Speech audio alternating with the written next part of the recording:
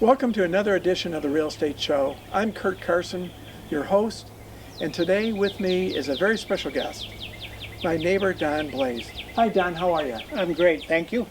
Well, you know, Don is great in a number of different ways, and it's not just because he has a pretty face, but he's able to fix things.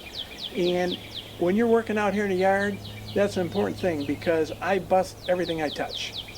So today, Don's going to help us as we determine and figure out the types of things that we need to do to put our home on the market and make it look good for the customers who are going to be coming to see it.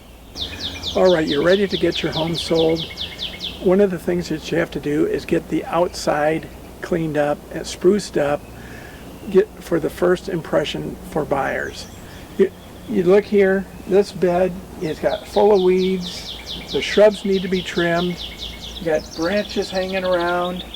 So we need to get this cleaned up, spruced up, so the first impression that the buyer's going to see is that beautiful landscaping as they walk up to the front door. Once you have your beds all weeded and the trees and the shrubs trimmed, you're ready to put the wood chips down. I happen to use cedar wood chips. You might want to use something else. You might use hardwood, the dark ones, the black ones, the orange ones. I use cedar.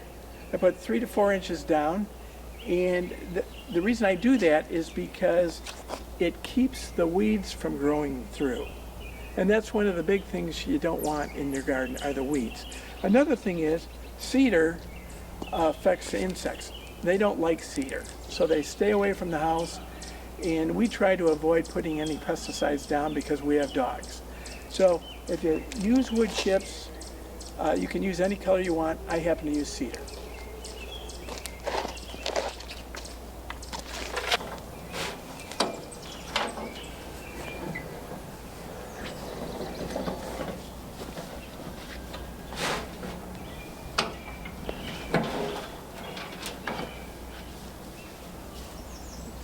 Now this happens to be a Quonset cherry tree, and if you have one of these trees in your yard, you definitely want to make sure that your house is on the market when this thing flowers, because this tree is one of the prettiest flowering trees that you can have in Michigan.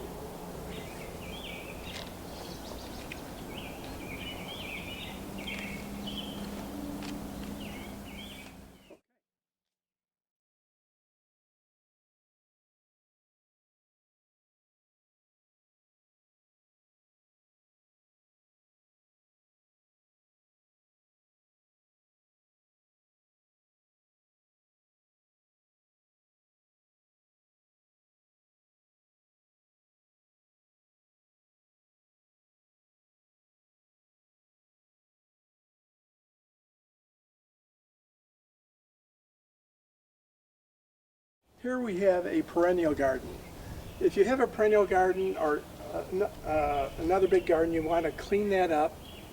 And what I will do here is put wood chips in once we replace the dead roses and the daisies that died over the winter. If you don't want to get involved in fixing a big bed, just put a couple nice flower pots in by a front door or the back door wall on the porch. That'll make it nice for the buyers to see. I'm just fixing one now. It's real easy. You put the tall stuff in the back. I put a spike in that grows to about 30 inches. Got some nice geraniums here. They just pop right in. This happens to be a new plant that I just found out about. It's a euphorbia, and it will be a blanket of white that will show up over the summer, and it'll be nice contrast to the cherry red geraniums.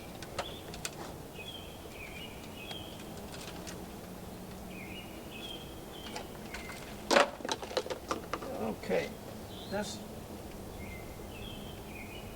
is, these are Vica plants here, Vica vines. What's really neat about these is that you put them in your pots in the summer, and then in the fall, what you do is you plant them in your garden, and they are a very nice ground cover. And as you can see, they have beautiful purple blue flowers in the spring.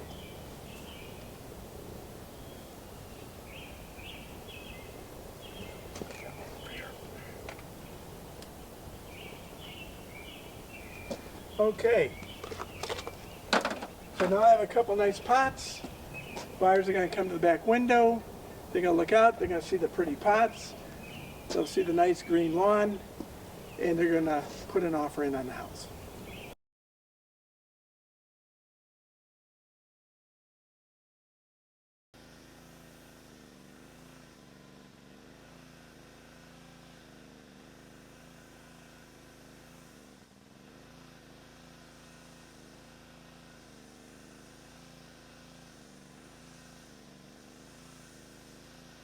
One of the other things that happens in the Michigan winter with the snow sitting on the concrete is the concrete starts to get dull and gray, sometimes black, maybe with some mold in the pores of the concrete.